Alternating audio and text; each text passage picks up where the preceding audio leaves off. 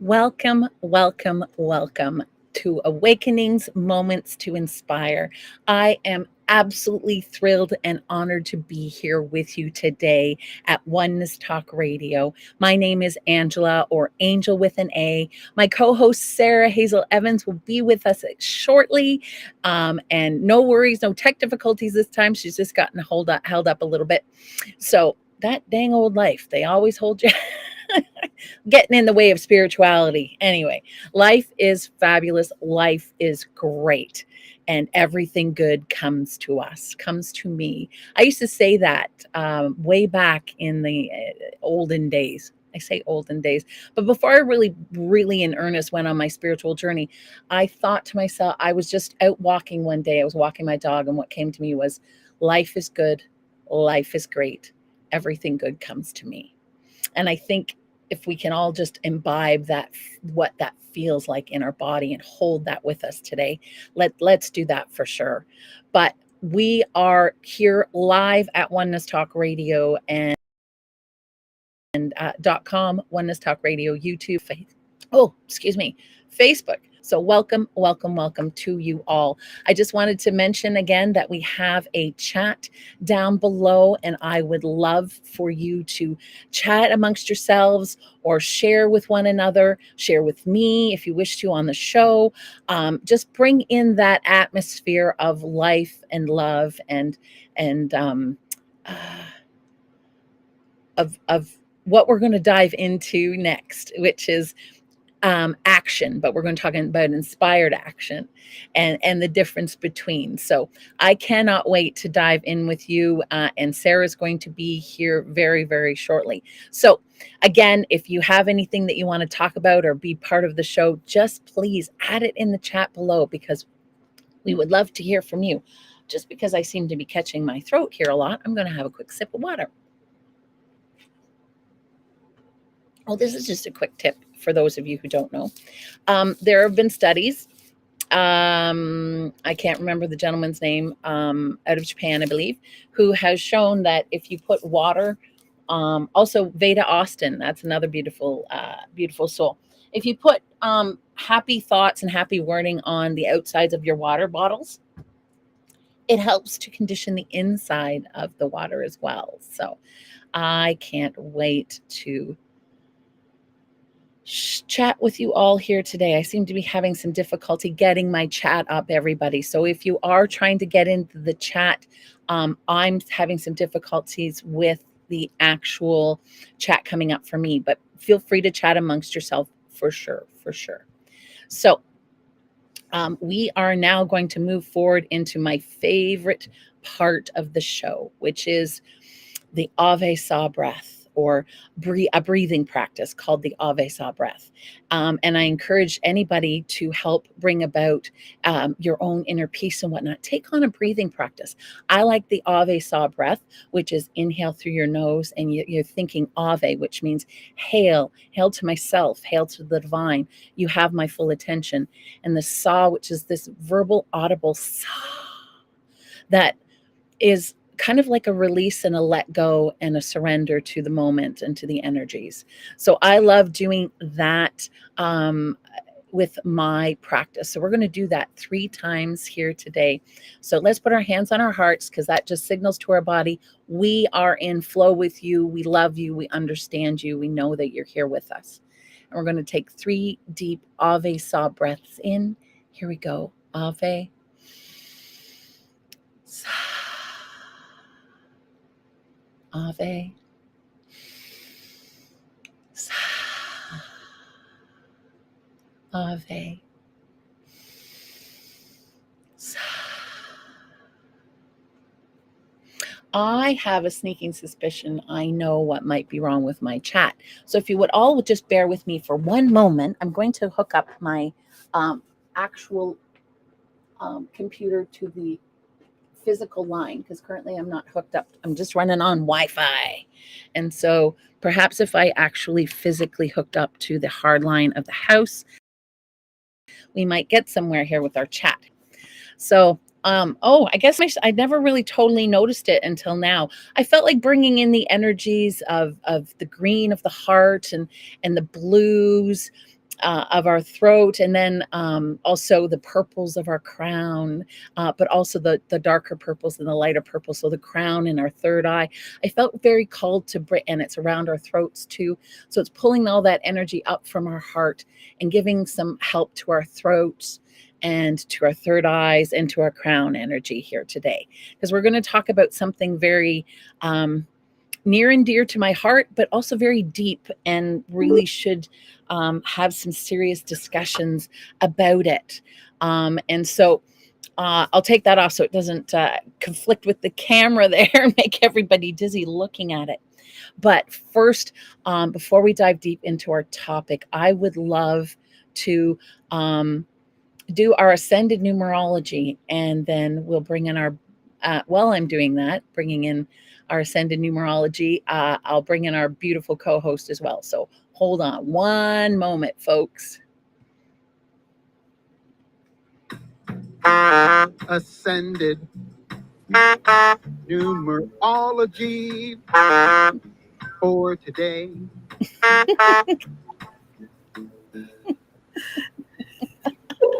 That was done, a fun little ascended numerology tweet that my husband did on his sax for us. He's also working together now. We've got a piano. We brought in some piano, so we're really gonna add to that and fill it out more and make it all chimey and all kinds of stuff. So we can't wait to bring that to you in the future. But for now, Sarah, do you have, just before I dive into ascended numerology, do you actually have a chat up? Are you able to pull your chat up? I have a private chat. Okay, so no, something seems to be interfering with the chat today. That's okay. If you can chat on the actual various streaming social medias and website and so on, chat amongst yourself for sure. Don't hold back. Chat amongst yourself. So, well, before I dive into ascended numerology, welcome, beautiful Sarah. Welcome, everyone. So, the ascended numerology, once I tell Sarah, I don't even know if Sarah knows what the ascended numerology is for today, but as soon as I tell her what it is, she's going to laugh. The ascended numerology is a 6. And what that actually means is, I guess if you wanted to boil it down into 2 words, unified action. So what does that simply mean? Okay, so it is the energies of unified action. That's the energies that are inside of you. So the 6 is like the 3 and the 3. So what does the 3 mean? Well, the 3 is a wholeness unto itself, right? It's 3 stools hold up the seat. So there's 2 sets of 3 here. And what does that mean? Well, there's the divine masculine and the divine feminine. And those complete 3 in the energy of the 3 come together to make the 6. And what does that do? Divine, inspired, unified action. What it is it takes the doing energy, if I get the right hand, the doing energy of the divine masculine, which is coming out of your right side. And then there's the being and the creativity of the divine feminine, the one that just kind of sits in the juices of birth and womb energy, and then just passes off these beautiful ideas and thoughts to the doing side of us, the masculine side of us, the side that goes out there and takes charge of things and organizes, and all of those various things that we do to set up our days. And that is what and then you go from there as this unified person of divine masculine and divine feminine coming together, and then you go out as a whole person into the world, unified in yourself, no longer worried about taking things personal, no longer worried about triggered, no longer having to think, oh, I need to do my various steps and of making sure that I will be safe out and about. No, what it means is you have come together. You know who you are. You're the divine spark inside of you. You know that you are that inside, right? first and foremost, and that you're just wearing this suit. You know that you're safe at all times. You know that all is truly well, and that you can go out into the world with those creative juices and you're doing energy meshed together and take you where you need to go into whatever form of action that you want to take. And the fact that we are discussing this on the day that we were going to talk about activism and things like advocacy and divine inspired action, I just love that. And the funny thing is, folks, I don't necessarily look at the numerology for the day before or a couple of days before. So we were, and the fact that we're talking here now about activism, even in and of itself, was just a total synchronicity. So the fact that we've lined today up with such a heavy, beautiful topic on a day that completely supports that, but it also supports the awareness of it. And it also supports the, we're just beginning to birth out into the, wane out into the new moon where we're going to birth that energy. So we're going to now plant a seed, as Natasha would like to say, plant that seed and then watch it grow. So I just loved the fact that that's what it was. I was That is, you cannot make this stuff up, right? you I mean, can't. that right there, it just shows that you are in the flow. And real quick, I do want to say hi to Denise. My chat is there. It did show up. So Okay. hello, Denise. Namaste. Sarah's yeah, our chat queen today. yeah, I'll keep my eye on it. So yeah, post away in there, guys, if you have any questions or any thoughts or feedback about this. I think it's absolutely beautiful that the numerology, the ascended numerology, is supportive of this conversation today. It's one that I'm really glad that we're talking about, because it has created a spark with me.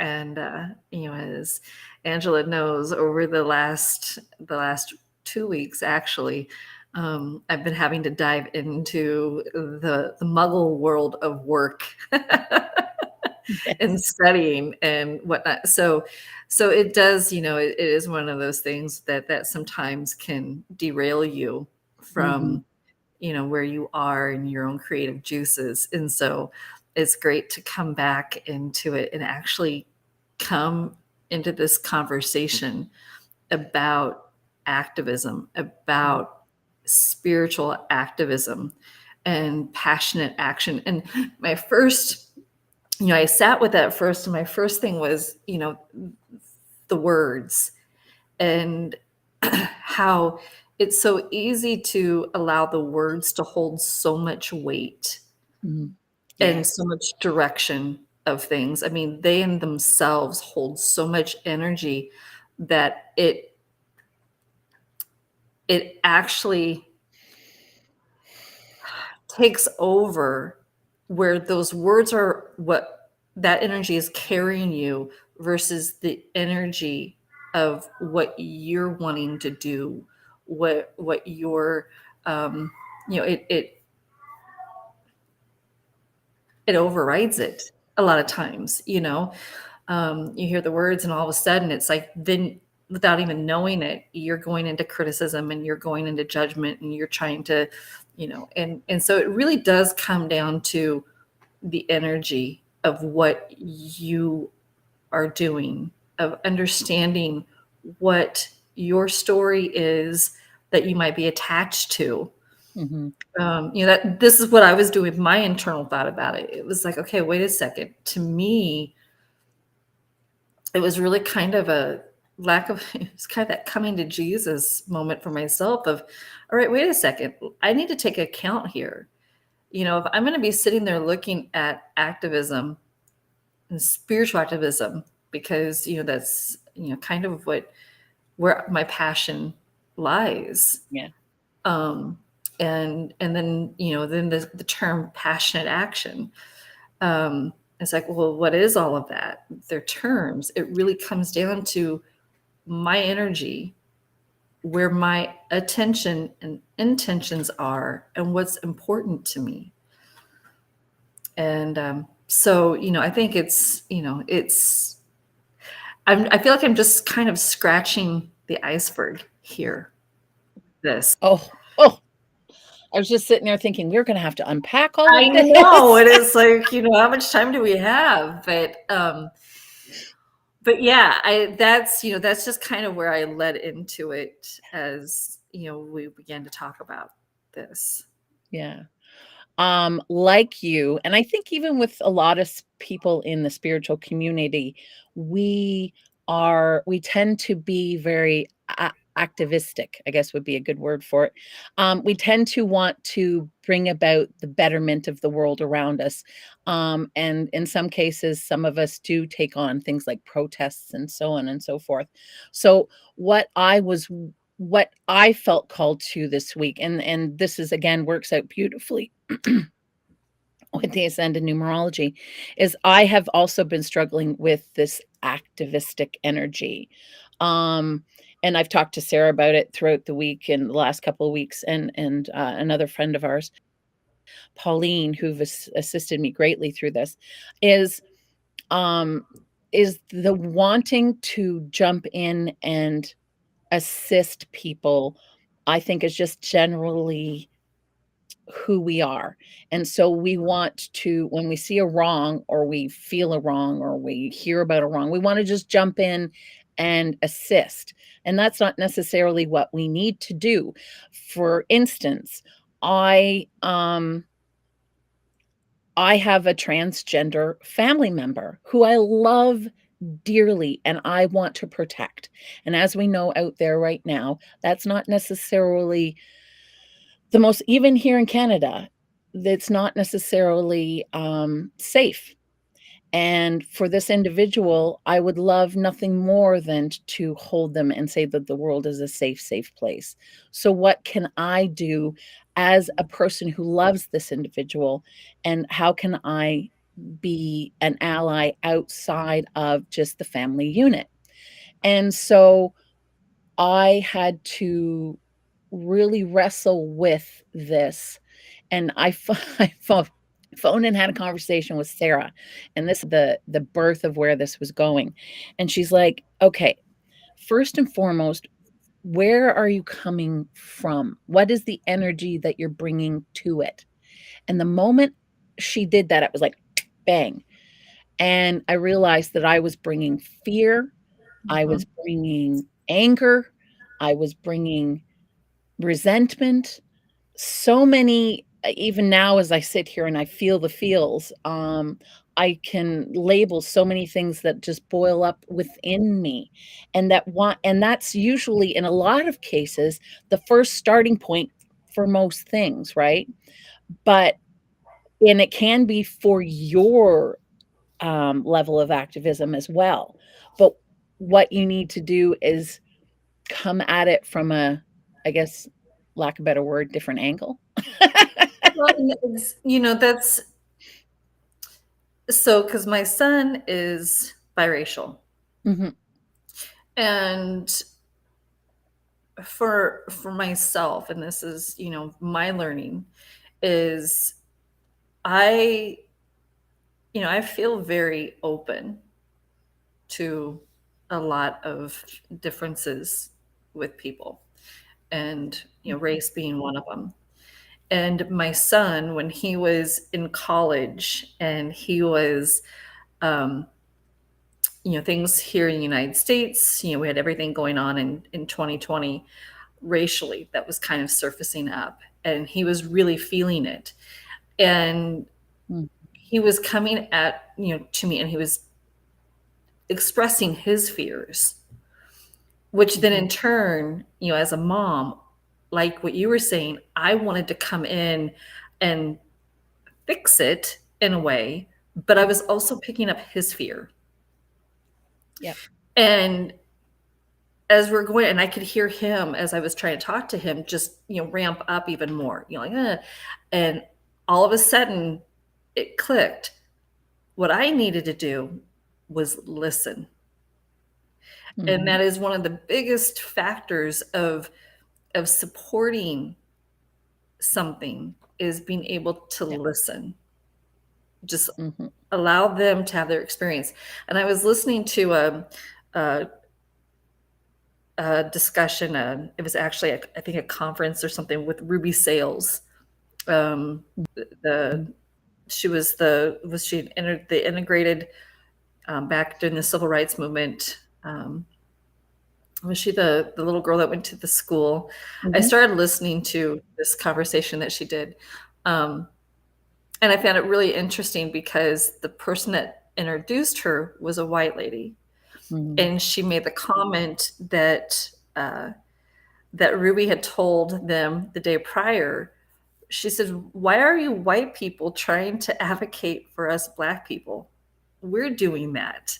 Why aren't you advocating for, drug addictions and, all these other things? We've got this."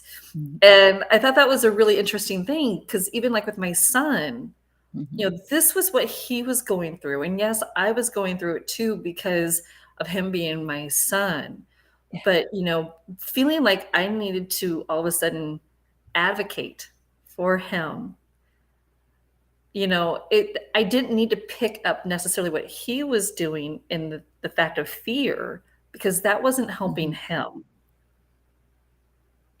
That was actually holding him in that space. And I Mm-hmm. think that's a very, for me, that's been a very important thing. I think of doing the foundations course with the Center of Spiritual Living, and doing Mm-hmm. that course and learning the spiritual treatments that they teach you there. That was really interesting for me, because it did allow me to really understand the gift of holding space for people and seeing them in their wholeness. And I think when it comes to doing activism, it doesn't matter what kind of activism, it's again knowing where you're coming from. Yeah. Because if you're fighting against something, then you have to sometimes wonder, well, what are you fighting for? Because you can get lost in the fighting against. Yeah. Yes. Yes. You hear that all the time, is like, don't protest against war, you know, promote peace, as opposed to protest against war. Promote peace. Let's have Right. peace. Let's have love. Let's have all of these amazing things that we want for our planet, and want for, no matter where we are on this planet, we all want peace, love, and joy for ourselves and our children and our family members. Period. Doesn't matter where you're coming from at all. And when you were talking about, you don't need to jump in, and that we don't need to jump in, and in a lot of cases, I what came to my head was, we don't need to, as the kids would say nowadays, we don't need to act like a couple of Karens. But um like it's here, even with in our country, in Canada, we're going through a growth um within our culture as well, where at our indigenous cultures that were tended to be pushed away and more or less marginalized, we're coming to terms with A, wrongs that we've done with them, and B, that we have continued that wrong, and C, that we are going to right it, and that most of us are facing that. And what it is to, and if you want to be, and they call it an ally, which I loved. Yeah. Do you That's want to be an ally for us? Do you want to be an ally for the queer community? Do you want to be an ally for the indigenous community? Do you want to be an ally, as opposed to an activist or an advocate? Do you want to be an ally? Which then puts the power back to them, right? it And does. what same with our government. For our government, we have they have insisted that all of the healing processes of what's going on within our indigenous communities and what is being found within our indigenous communities, the healing process and how to go forward is completely led by the Indigenous communities and the Mhm. Indigenous First Nations and leaders. So, and that's the government of Canada talking. So, That's really awesome. and it's great that we're starting to get there, but it's about letting them have their own power, exactly what you were saying. Well, and you use the word ally. Yeah. When when I hear ally, the frequency of that word to me feels very similar to the frequency of union. Yeah. When I think Unified act. yeah, it's like to me that's the feel I get from that. So and I I also feel that when we are so used to wanting to try to fix things, Mhm. and especially if you're coming on the outside trying to come in and fix things, Yeah. um that's kind of hard to do, but I know that even for myself, and it can be something on a personal level, or it can be Mhm. watching the news and hearing something, and wanting to automatically get invested to fix it. Sometimes we Yeah. end up creating blinders, or at least I feel I create a blinder because all of a sudden I'm very, I'm very honed in on one thing, and I'm not seeing the big picture of the situation. And I think that's where, Yeah. if you're going to use the term passionate action, it's when you really sit with something and you realize that you want to be a part of the positive results that are going to happen moving forward, because we're always evolving. And so it's going to be one of those things that we always have the capability of being a part of the positive evolution or the negative evolution. And to be completely transparent here, they're both always existing. And what might be positive to me could be negative to you. And the only thing you Yep. really have to do, and I say this so often, so many times I come right back here, is you only have control over yourself. Yep. And so it really does come back to you finding your space of the highest possible place you can be at a given moment or around a given circumstance. Mhm. And with that, I want to give a quick shout out to Pauline and Jerry, who are showing up on the chat. Hello, we love Namaste, you. ladies. Mwah. Love you. But anyway, but yeah, real quick side note over there. But yeah, I do, there's it's knowing what energy you're giving on a daily, So Yes, absolutely. Um, yeah, and Pauline's adding, as long as not making the other feel judged, separate, or being righteous. Yeah, yeah. yeah. Yes, Creating duality. exactly. Exactly. It's like how can you show up in that space of love? And there was that video I sent to you about Yes, the I watched. science Yes. of spiritual activism. And that was the one Yes. thing that Yeah. they pointed out was self-love, which I thought was Yes. really beautiful, because if you do end up having self-love, that's if you are honing in onto your own self-love, that inner peace, Mhm. then like what Pauline's saying, you are going to show up. I mean, you can't help how other people are going to feel, you Yeah. know. I mean, that's just, sadly, that's the truth, because there are times that I know that I've wanted to show up where I just want you to feel loved, but maybe that person's Yeah. not understanding it, and that's just where they are. But still, you're holding that space. Yeah. You're holding that space. Yeah. So Exactly. And if you're wanting to tune into what Sarah's talking about, it was Dr. James Rouse on YouTube, Rowse.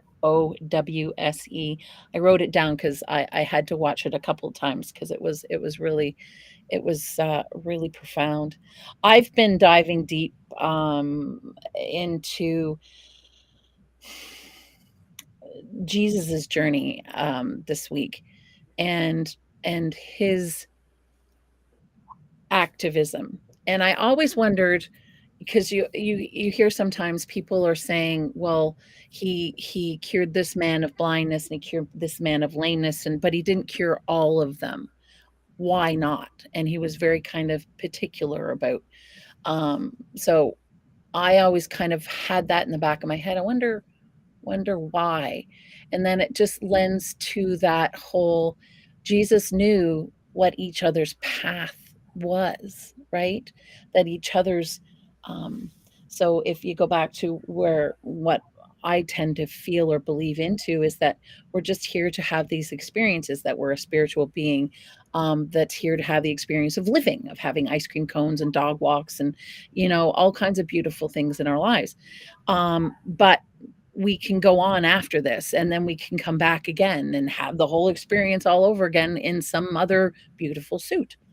And that's generally how I perceive the world. So I don't tend to fear death that much about this. I'm not even sure where I was going because I think I've just lost my train of thought. But activism, I think fear propels us for sure. If I can come back around to my thought, I will get there, I'm sure. Um, You'll get there. I know you will, Love. You'll get there. I've gone off into Netherland again, listening to other things out there trying to tell me what's going on. Well, and Here I think, Pauline made a point that, holding space to teach, not to lecture, by being in peace and love and compassion. Yeah. And, and I think we are at a really interesting time. It's a combination of our media and where our media is, Mhm. and how things are so, there's such abundance around it. And then we have, a lot of people who, they're feeling the call to be seen, Mhm. wanting to, have that spiritual activism as a healer Yeah. or as a leader or something like that. And which is why you and I talked about how, it's important for us that, it's about discussion. Yes. We all have our own paths, and there's no right or wrong. And just like what you were saying, we never know what someone else is going through, Exactly. and and where they are and what they're doing and whatnot. It's just a beautiful melting pot that we're in, and it's hard. Sometimes it is hard to care about the path that you're on, and to be able to express yourself and know that you're expressing yourself in a way that you are upholding what it is that you want to be passionate about, Yeah. that you want to um, assist the growth of within society, Mhm. you know within the spiritual world, for example, that you Mhm. want to, make sure that you let it be known that it's about you being your own leader Yeah. and knowing your truth, knowing who you are, being able to stand up and walk out and show up, and to know that if and I had that personal experience myself, Mhm. and it was the biggest teacher for me, was being in that environment that I was being called out, because it was either, I felt was being expected around me, which Mhm. would have been staying in the confines of what other people thought I was, acting the way other people thought I should act, doing what other people thought I should be doing, very much, the patriarchal type of mindset, that I knew who I was. Like, this is who I want to be. I don't want to let gender or age, define me. I don't want to, my role of employment, I don't want it to be something, I'm going to be me. I'm going to smile. I'm Yeah. going to laugh. I'm going to have conversations. I'm going to do these things. This is what I'm doing. If someone wants to side-eye me, fine, side-eye me, because if that person is leaving my desk and they're laughing and smiling and say, oh my gosh, thank you. You made a difference. You made my day. Then I did what I wanted to do, not Yeah. what my role wanted me to do, not what somebody else wanted me to do. Yeah. That was the bigger picture. So, And believe it or not, that brought me completely back around to where I was going. So that's a gift. That's a gift. It was a gift. Thank you so much. I was just talking about how Jesus could recognize those that are meant to be healed or need to be healed and those that aren't. And I think it's simply that he could see exactly what you're talking about in that person, that they're ready to step forward and be that leader of men and women, of people. They're ready to step forward into who they are.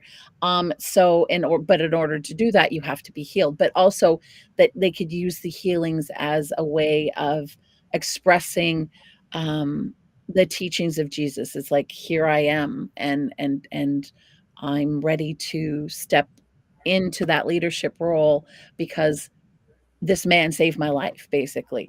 So there you go. It completed the completed the loop for us for sure.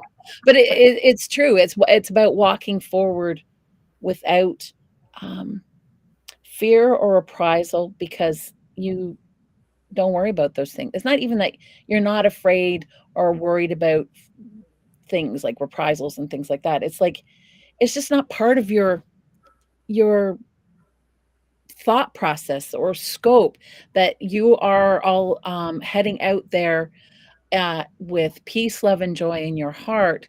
And with that, again, with that ally energy, with that energy of just standing back and holding the lantern if you have to, for someone to find the path, but actually not necessarily, and maybe, give them a little bit to the left or a little bit to the right or whatever the case may be. But they have to have that power themselves to find their path for themselves, right? And once you find it, and again, you get that masculine and feminine unified action in your heart and in your soul, and it just takes you out and it moves you. And for me, that happened, and going back to just my previous example, is I reached out to a local PFLAG organization. And if for those of you who don't know what PFLAG is it's basically the parents and family of queer members of the community. And I thought to myself, where do I fit in all of this? And I thought, well, I most certainly, I'll walk and hold and love and support. And they're a very loving and open organization. And I thought to myself, this is where I can help. This is where I can step forward. This is where I can start opening up in my community, because we're always looking for those areas that we want to help out.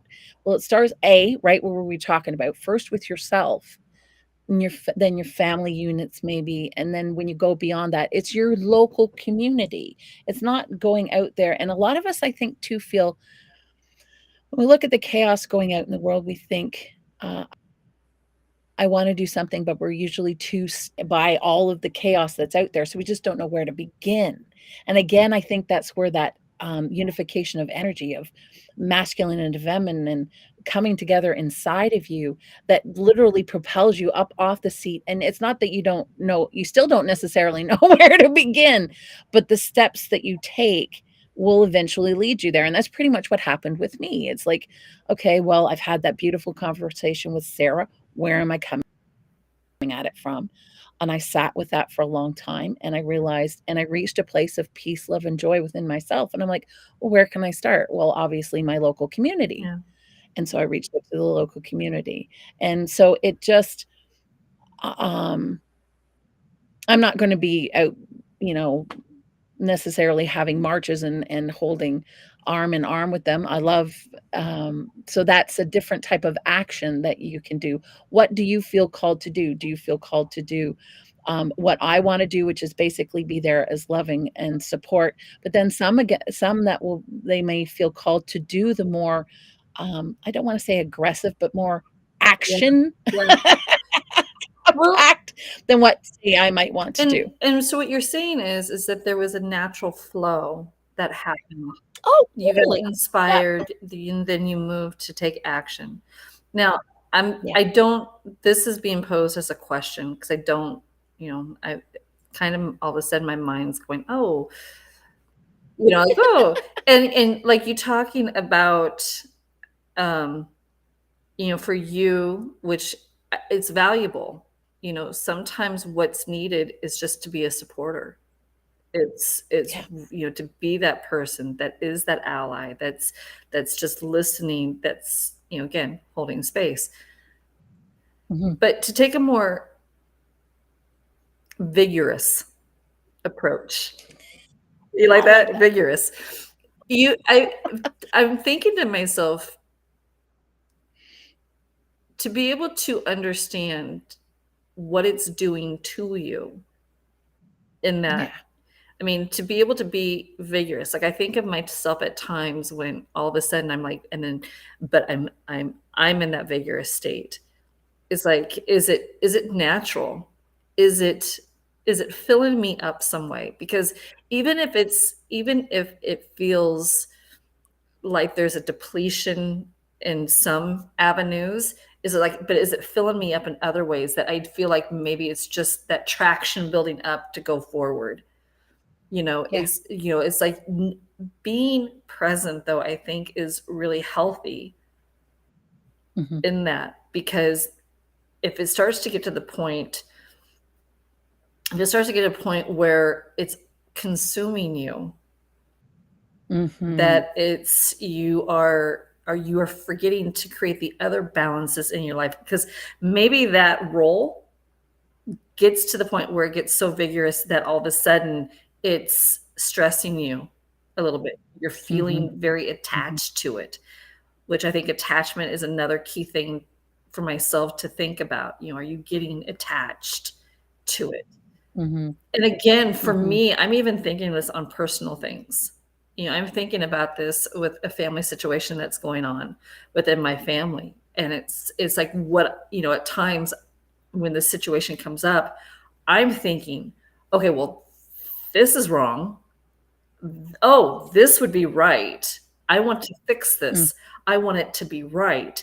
I'm immediately seeing the wrong that I am Mhm. perceiving. Now, it might not be wrong.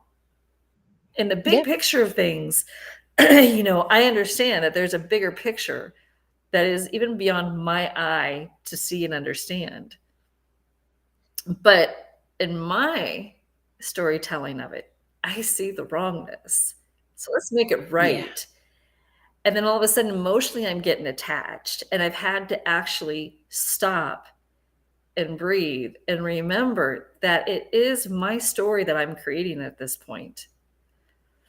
And even in those moments, I'm like, yeah, but I still feel that there's something here that I need to invest in somehow with Mm. my time and my energy. Mhm. And then all I can do is say, okay, what is the healthiest thing for me to do right now? For me. Because if Yeah. I'm not Yeah. healthy in it, then I'm not giving to the health of it.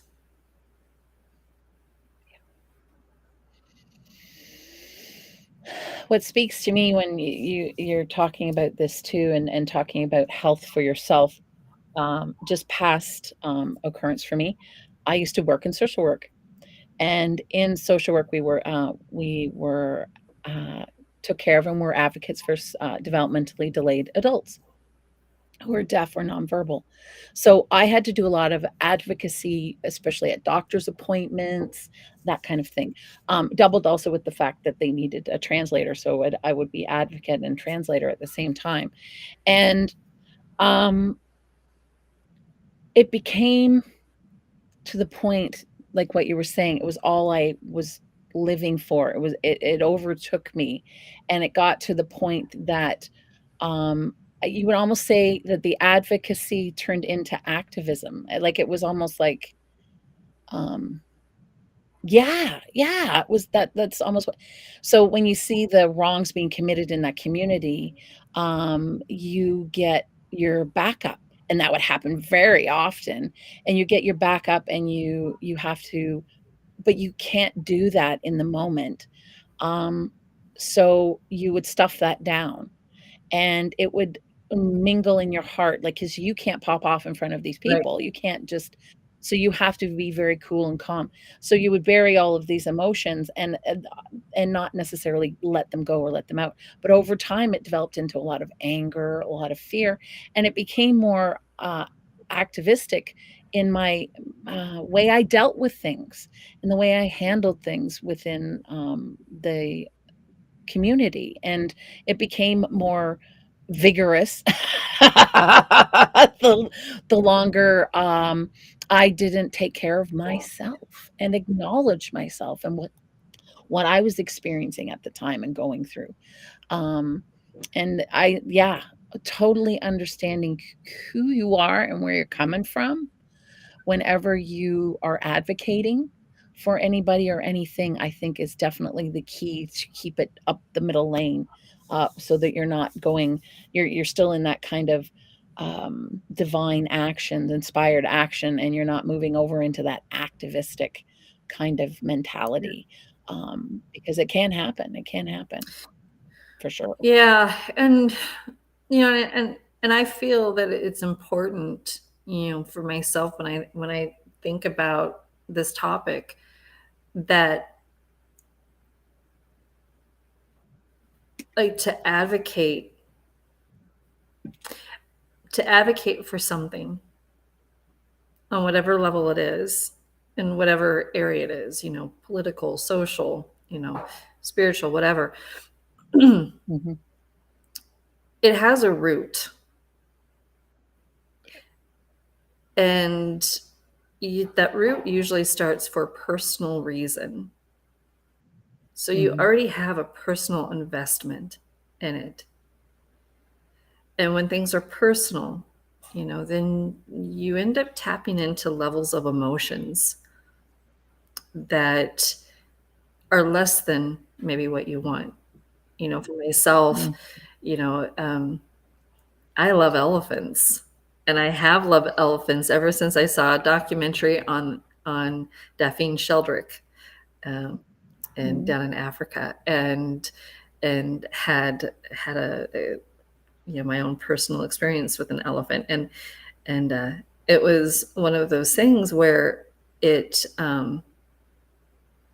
there's something that to me touches me on a very personal spiritual level. So it saddens me when I hear of certain things that make them vulnerable, but it also taps into the vulnerability of life. Yeah. And I have to catch myself, and I have to remember that it is a part of life too, that some of these things are very human nature. And now I feel like I was going somewhere, and I kind of got spun off, but that's, I think for me, that's an important thing for myself, is knowing that it is giving me a gift when I feel like I want to be Mhm. an advocate towards something, because it Yeah. is showing me within me a trigger of fear, a trigger of Yes. sadness, Yes. a trigger of vulnerability. It's giving me something to to really go in and reflect within myself to strengthen myself. And Yeah. and that's another important gift of this whole topic. So Oh, exactly. And just to keep going with your example, I find lifting and lifting to that 30,000 foot height, and just really taking a look at the situation helps for me because I'm a very logical person and my brain gets racing. So when I lift and I take that 30,000 foot viewpoint, I can see things like, so just to take the example of the elephants, horrific killing and wiping out of them, rhinos, other African big, large game that's going on right now. But when you lift up and you see what it actually is about, where you're seeing that the people that are doing a killing, they've been completely decimated by colonialism. They've got no other means of making any money. They have no clean water, very little food, all of these things. And bringing down that bull elephant will make their income for the next year. That's when you're like, okay, it's not evil. It's just the circle. And it's horrible in some areas when you come down lower and you're thinking about it. No, they're yeah, slaughtering elephants. yeah. Ah. And but as soon as you get the height, you get the compassion for those on But the by other side of doing things. that, though, you see a greater placement for a solution. Yes. Yes. You know, Yes. it's not just about stopping that. It's about how do we, it's about coming in to fix the greater problem. Yeah. Yeah. Oh, ears. Yeah, Pop. Now, Pauline's giving us a beautiful compliment. Thank you, Pauline. She says, "You two make a great team." Thank you. Aw, That made thank you, my day. Pauline. That made my day. Yes, absolutely made my day. I thought when Sarah and I were doing that 17-day challenge there last September for Global Minga, and her and Pauline and Natasha and I, but we just hit it off so well. And then we spent so much time kind of chatting with each other off camera. We just gelled very quickly and very easily. And I thought this would make a great, great show. I know it would. So thank you, Pauline. That's amazing. Amazing. I know. We're almost out of time again, darling. We only got about 7 Yeah. minutes. Once again. So if you were to leave our beautiful viewers with any wisdom can we condense this down into a nutshell of knowledge to take away for them all? What would you say? I think what I would say is there's so much more to go into and dive into. And I think having the discussion is beautiful. But the takeaway for me is Mhm. it's inspired me because, when you are in the throes of discomfort, Mhm. you tend to then rally up in one way or another. And Yeah. it's remembering that even when you're not in the throes, that you still need to show Mhm. up. And that and doing, if you want to be on a daily basis finding that advocacy of creating the betterment, not only for yourself, but for everyone. How are you taking care of yourself? And if we talk, and to me, showing up in that spiritual space for myself every day, Mhm. because I feel that trickles over into all of the other areas. So Oh, yeah. just doing that has reaffirmed to me that, it's like show up, show up, show up. Yep. Yep. Yeah. And when your metaphor aside, your glass for yourself is completely full to the brim. And once you do kind of achieve that level of inspired action, it is full to the brim, and you have so much to give. And when you keep waking up every day, keeping that and doing your practices, whatever they might be, meditations, ecstatic dance, whatever it might be, that you've got those routines in place for yourself to keep yourself whole and in your own oneness, you can go out there and be an ally, an advocate, a lantern holder for all those that you see out there, and yourself. That's the beauty of it. You are empowering yourself. It's about empowerment. Empower yourself and empowering others, for sure. And I just had a beautiful thought came to me as you were sharing there, Sarah. Giving more empowerment to our audience is, I would love if you, because we would like to start diving into conversations and topics that might be things that we're struggling with out there in the real world, day-to-day things like advocacy versus and inspired action versus oh my God, I forgot our topic. Activism. And passionate action. Yeah, and we've had another one about that a couple of weeks back. So these really serious deep dive discussions into things that most of our spiritual leaders encourage us not to necessarily dive into too deeply because of holding that energy. But in some cases, it feels good to talk out these things and talk out the solutions. And when you see people like us giving our examples and showing up, like what you were saying, Sarah, showing up for ourselves and for others, I think it's a great and beautiful thing. So if there are any topics that you are struggling with out there, and that you would like maybe Sarah and I to maybe tackle, I don't know what I'm letting out of the bag here, Sarah, but here we go. Just well, Pauline just put up judgment versus ego versus discerning. Yeah. Okay. Yeah. That's another big one. So Waters of Self-Ascension. That's my website. Here we go. Water, love and light at gmail.com. Just shoot me an email, but I'm going to take Pauline's net here and now too. So we'll come up with some more topics like this to talk about.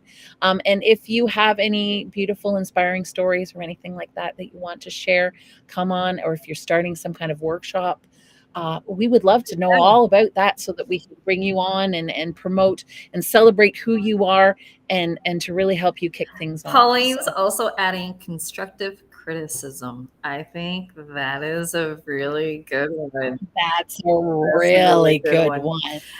I'm going to, that could be dangerous too. But that is a really good one. That is a really good one. I'm gonna end with this.